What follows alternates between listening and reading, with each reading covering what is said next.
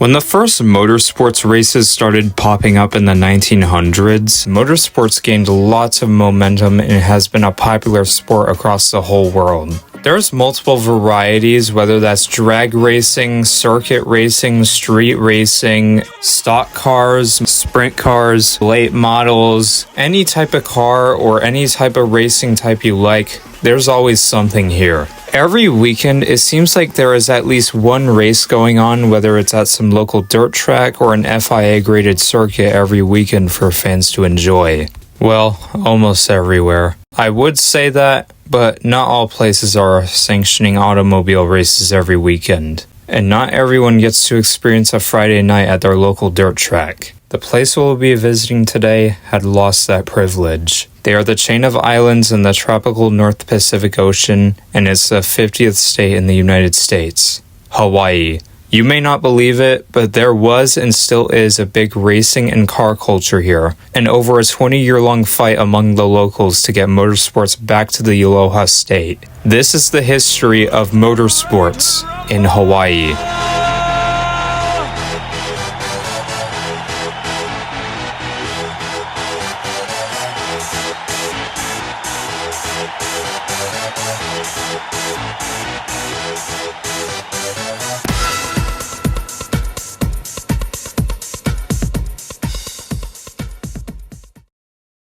It all started in 1885. This was the year that Carl Benz invented and patented the automobile, and he called it the motor wagon. Known at the time as horseless carriages, unknowingly this electric carriage would be the start of the automotive industry that we know as today. As production started at Mercedes, Ford, and everywhere else, these slowly began making their way all across the world and didn't make their way into the United States until sometime around 1896. And it wasn't until 3 years later in 1899 that the horseless carriage would finally make their way into Hawaii. But because these cars were so expensive for normal people to own at the time, they would mostly be owned by royalty families, like Princess Kalaniʻaleʻohe and Prince Kahilo. However, all of that was about to change. When going into the 20th century, the car would become much more common and affordable, with most notably the Ford Model T in 1908 would make cars much more accessible to normal people. These spread across America really quickly and also into, at the time, the US territory of Hawaii. Cars weren't a royalty thing anymore on the islands, as soon more and more people began buying cars, which eventually led to people racing each other. Now, as to when people started racing in Hawaii, I'm just gonna put it out there, I have no clue. There were absolutely zero archives or results of races, and the only reason I knew that they took place is from these newspapers that I dug up. But the earliest races that I could find were both in 1908, when an endurance race took place, and also a race in the beaches of Waikiki. These very well might not be the first races, but either way, it's clear that there was an interest in motorsports very early on in the culture of Hawaii, as racers and other people in their hot rods would often gather together to have a car show or race each other around various abandoned airfields. When the Great Depression hit in 1929, there was a severe economic crisis all across the world.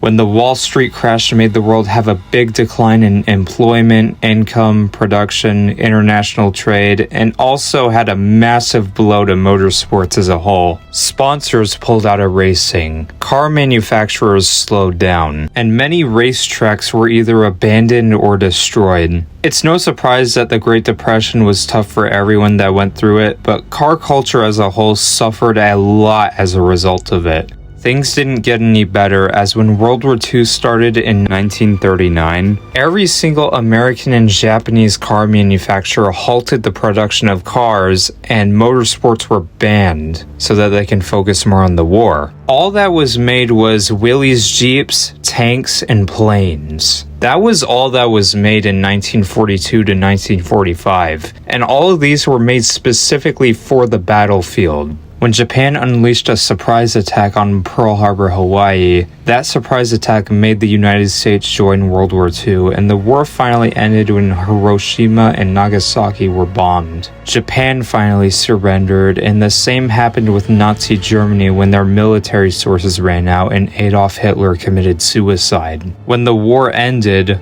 the production of cars was started once again. But that made the older models, and specifically used cars, surprisingly cheap, and because of that, many racers from all across the world would tune up their cars and start racing each other. And going back to Hawaii, this would be an eventual rise for motorsports in the Aloha State. In the 1950s, before a proper racetrack was built on the island of Oahu, they would usually race at Honolulu Stadium, not to be confused with the Aloha Stadium, which is a football stadium. This is actually a baseball field, and they paved a racetrack inside of their stadium, threw dirt on the track, and then would run races in the summertime, where they would race stock cars, midgets, and even motorcycle races alongside. I'm serious, the locals built a paved racetrack inside a baseball stadium in Hawaii. Like, look at this. Anything to get that thrill of racing, I suppose. But later in the decade, in November of 1957, a sports car race would be held at Dillingham Airfield. What I originally thought to be lost media actually isn't. I came across a video of this race randomly, and I had no idea this existed at all. Other than this video, I couldn't find anything else from this race. But at least Porsche got the win, so that's cool. That's about all I know from this race. They could have done a whole lot more races over there, but I wouldn't really know. And there very well could have been more races at Honolulu Stadium, but most sources say that there was only one race in 1952.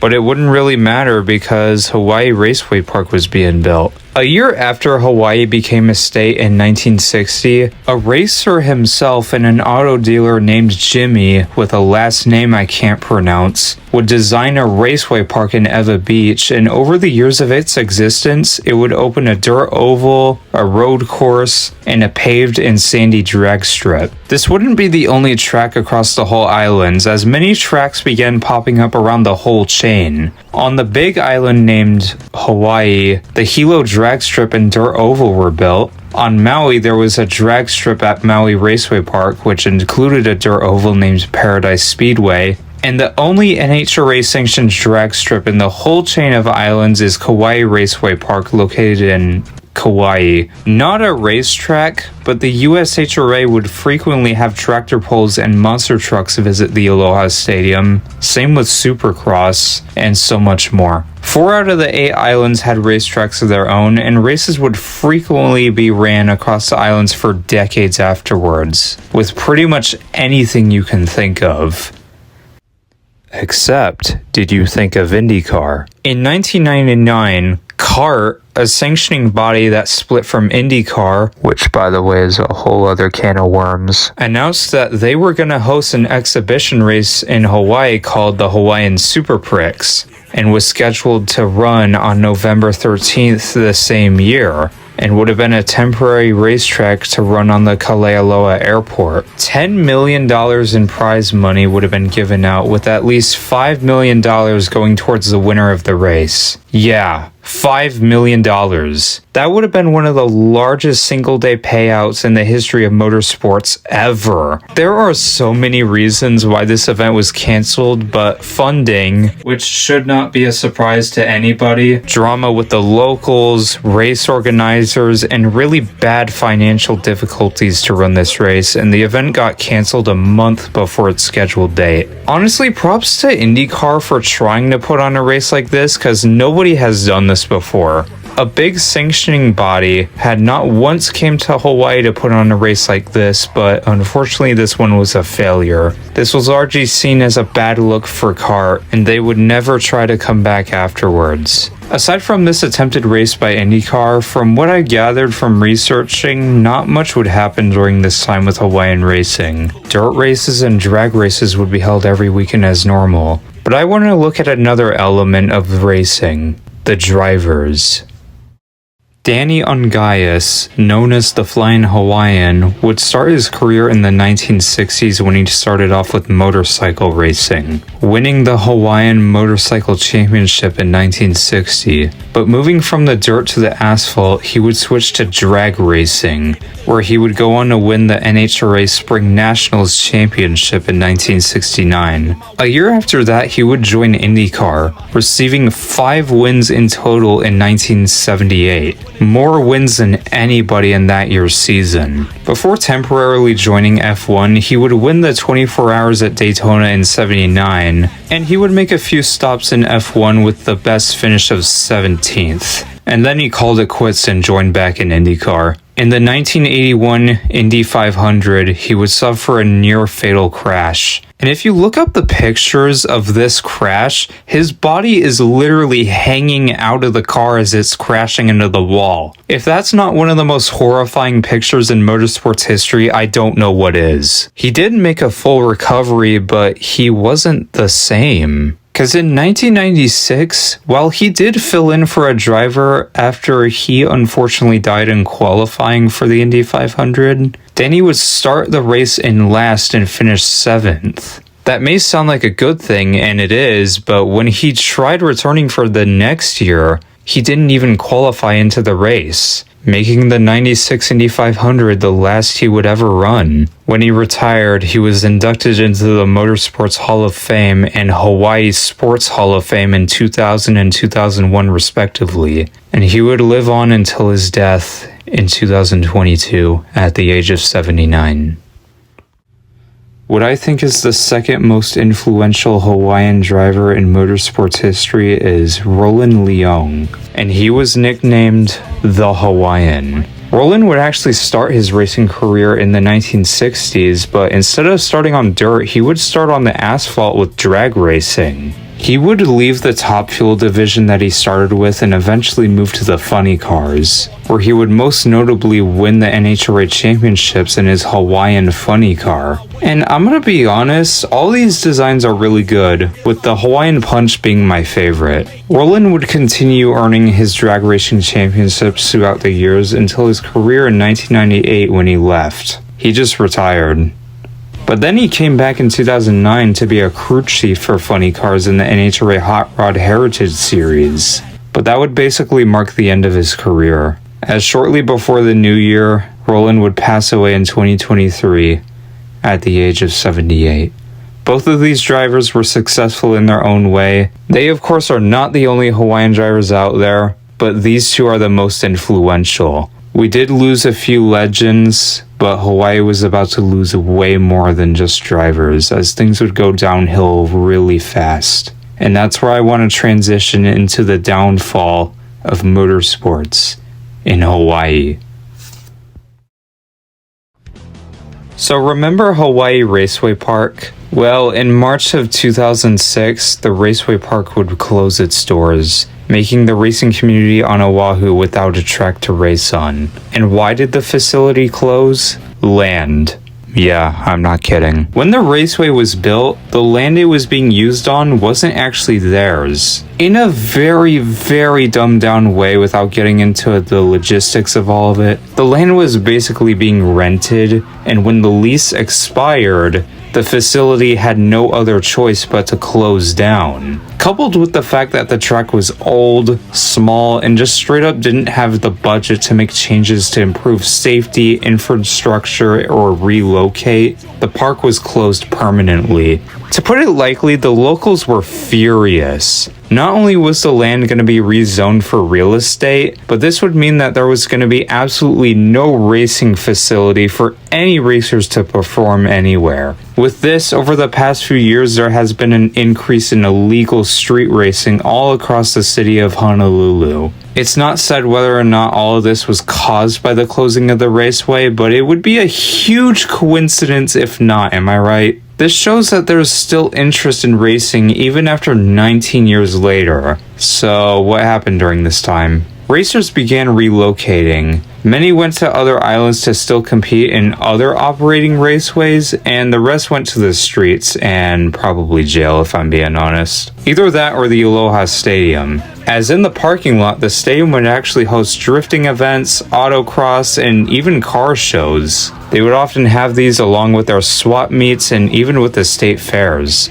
Even monster trucks and motocross events showed up for a little bit in one year. The stadium itself is closed now, but the car shows and other events still take place in the parking lots to this very day. In 2010, Kalealoa Raceway Park did open, but that eventually closed after 2 years, which had a dirt drag strip and also a dirt oval. After it closed, there were many talking points to bring back a track to Oahu, but that never materialized. Almost every other island in the whole chain has a track except for Oahu. And as of right now, that's where the history of motorsports currently is in Hawaii. It's a shame that this island doesn't have a track anymore, but that's how it is. So as of 2025, there are tracks everywhere else in Hawaii, but there's still no racetrack on the island of Oahu, where tourism is the highest and is by far the most populated island in the whole chain. So what now? Well, there has been a bunch of announcements made that a racetrack is going to be built. A permanent racetrack in Kalealoa was actually approved earlier this year in June, and there have been multiple proposals, with what I think the most ambitious project yet is Circuit Hawaii. You have no idea how long I wanted to talk about this. Circuit Hawaii is actually an FIA Grade 3 facility, meaning that it cannot host F1, but it can host GT3. The circuit consists of a 1.5 mile long paved track, a drag strip, and a dirt oval. I couldn't really find construction updates, but there is a lot of support on this track to get built, and in my opinion, this is the closest we have ever been to a permanent facility. And there is a high possibility that it may actually happen, but me and a lot of others are cautiously optimistic. As to put it as simple as I can without referencing all the taxes and all the politics, as I don't want to bore you with all that, Hawaii is not exactly known for following up on promises they make. Two main examples that stick out in my mind is the Aloha Stadium and the monorail. While the monorail is partially finished, the old Aloha Stadium is still standing and just rotting away. Seemingly plans get approved but never made, and my theory is that they just never have the budget to make this type of stuff. There's a lot of bells and whistles that go into affect all this, but that's the simplest way I can explain it. Plans have been approved for years of a new stadium, so all we need to hope is just hope that history doesn't repeat itself. As to when a racetrack will be built on Oahu is unknown at this moment, and the only way I see this issue being fixed is sadly through word of mouth. And that's the entire reason I wanted to make this video. Not only to bring light to this issue, but to show that there's a big love for motorsports in Hawaii